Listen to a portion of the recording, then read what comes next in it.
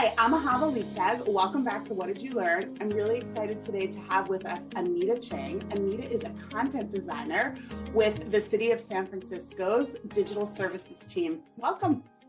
Hi, I'm really happy to be here. I'm so excited to talk to you. We have a lot to cover. Yes. But before we get into that, we've all been trapped for a year. What's the one thing that you found that sort of kept your mental health at least somewhat baseline? So I've always been a knitter, but now I am knitting a lot more. I actually don't have any like right next to me. I was working on like this like sample piece just to like, block it and just sort of. Oh, look, it matches what I'm wearing. Oh, it's kind of pink. Yeah. So this is going to be a lot bigger. Yeah, this is going to be a lot bigger as a sweater. So I'm like maybe halfway through the sweater. I can't now. A little less because of the sleeves. But like, I've just been knitting a lot more because sometimes when you're like anxious, I'm just going to do something with my hands. Yeah, I'm a quilter.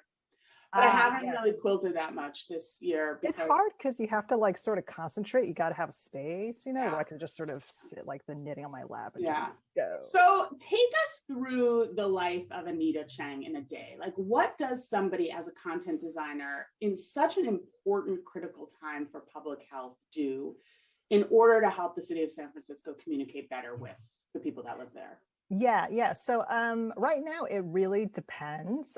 So next week we'll be really busy because we have reopening. We are going to reopen some indoor dining, indoor gyms, indoor movie theaters.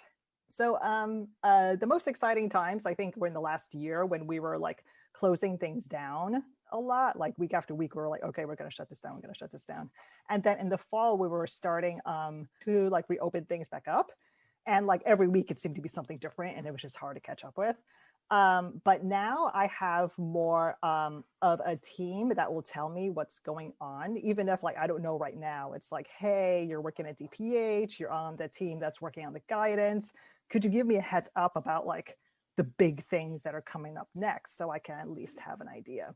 And then I have like I have an Airtable, of course. I love Airtable. Airtable is kind of like lets me know what is going on at that point in time. With all the pages, I have like 50 pages that I'll kind of babysit and be like, okay, if this guidance changes, I have to change like these 5 pages because they mention that a little bit. I just want to make sure that they're accurate. And then I love that term, babysit those pages. That's babysit, like nurture, like garden. I was like, am I a farmer or gardener? I feel like it's a little like I'm trying to be like, I don't want you to just sort of, be outdated and die out that way. I want you to be current and like healthy and stuff. Yeah. Thriving. Yes, that is a good word. I'll have to remember that. We define plain language. I mean, plain language is defined as, can people find what they need, understand what they need, and use it? And I think almost the entire society has pretty much failed at that mission of getting people this health information because it's so confusing. Mm-hmm. And so as a content designer and a content strategist and a copywriter and all the things that we do when we're content designers, you look at something like that. Walk me through your mental model of how am I going to attack this guidance and make it clearer for people? Because I have to put up the language. I know I have to do that, but how am I going to explain it?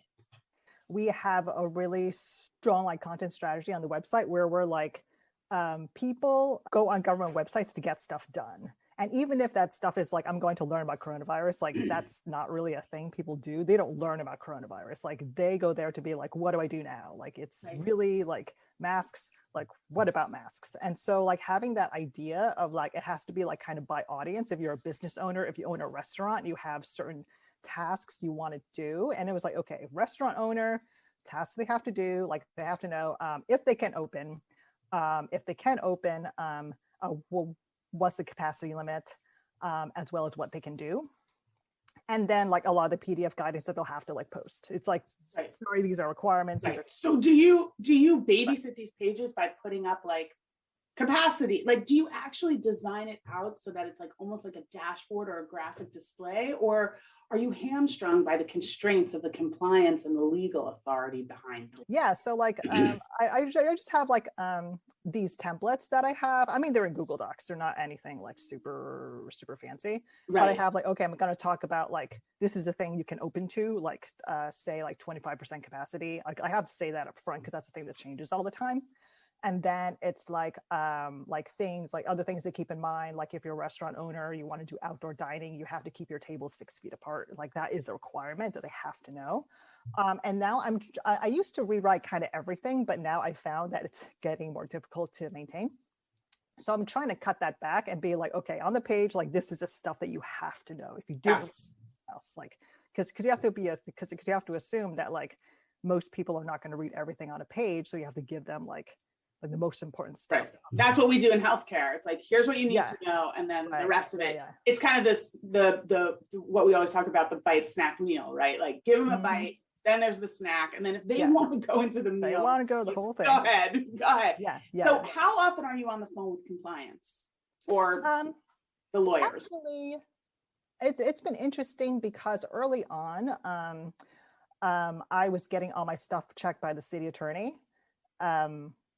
And then like after it got too much to check, he just sort of like, okay, I have no notes for you. Like I trust you now. So that was kind of in the summer. And then we actually switched to where public health would check my stuff. And that's a lot more complicated because they have like a whole process of how they write the guidance.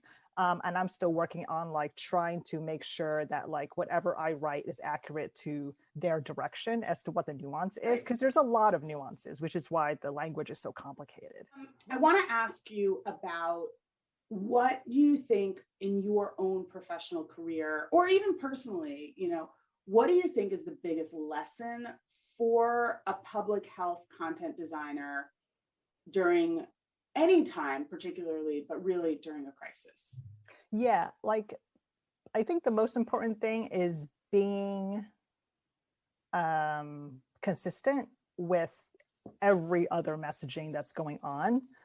Because I think that's one of the things that has really set San Francisco apart is that like we're very aligned on the messaging. Like it comes from the mayor's office as well as public health. And it's really important. Our Mayor London Breed actually listens to our scientists and our public health experts, because then she knows like, okay, I have to say this because that's what the scientists are telling me.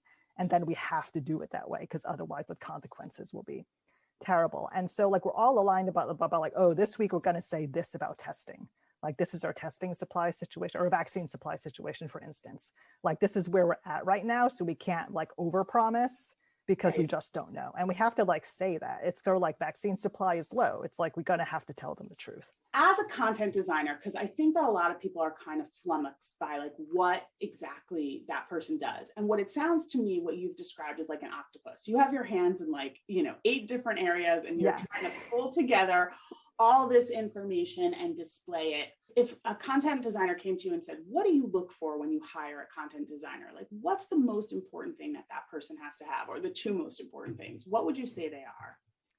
I think is being able to take in a lot of information at once, especially in this in this context. And there's this sort of like normally like it wouldn't be so bad. Like normally we would have time to like, okay, read something and like meet with people, understand, but right now we don't have that time. So I'm reading like this guidance, and then it's also coming from like a message from the mayor's office, like, okay, I need to like somehow make these things make sense. You need to knit them together. Oh, great. Fantastic. Woo, the metaphors.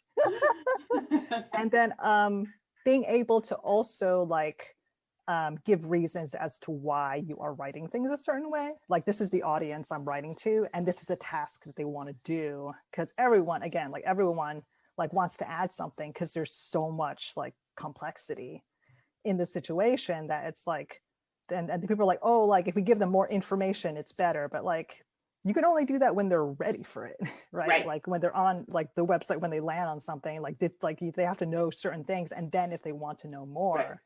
We could give them that, but we can't just dump them all like into that at once, I always say a great content professional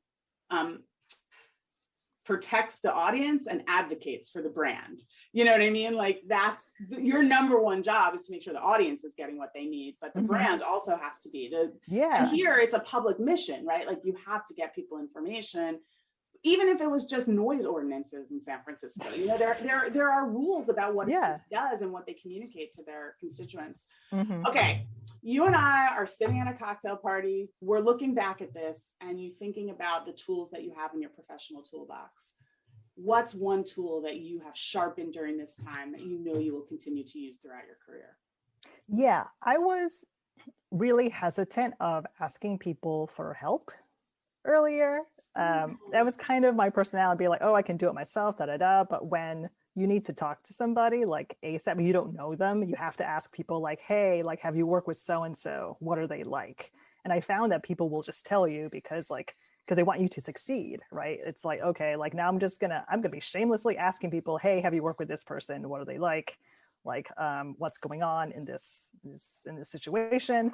Asking for advice as well, because like, because when things change so fast, you can't always take the time to really think through a situation. Like, okay, Brian, I'm gonna take a break and like think about what I'm gonna do. It's like sometimes it's like, no, we can't. We don't have a couple days. Like we have a couple hours. So it's like, hey, boss, can you like help me like untangle this thing right here? Yeah. This has been, you know, sort of I think a crash course for all of us, and how important it is to have people who know how to, you know, make information clear and that kind of thing. In your job and in what you do you find that you often have to push back against the people who are giving you the information or who are talking about the nuances of the language? And how do you do that in a way that leads to a better product? I always want to go back to what they care about, which is like, the people learning their information. So it's like, yes, you have a lot of things you want to tell them, but you also want to give them like the bite-sized thing first, right? And then they could be like, okay, this is what I'm here to learn, versus being intimidated by like a giant PDF with like tiny text, which helps nobody if they're not ready for it. And so always going back to like, this is what you want, this is what I want, and then we can somehow meet in the middle, and this is how we can all help. Anita, it was really great to have you here. Where can people find you?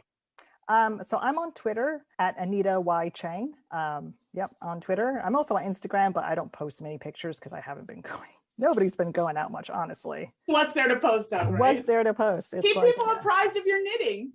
Yes. When does that pink piece of fabric turn into a sweater? Yeah, that's also a process. So exactly. Yeah. It all is. It's all a process. That's what we learned today. Well, thank you so much for being here, Anita. I know that I really enjoyed our interview, and I know that my audience will as well. So thank you so much. Hope so too.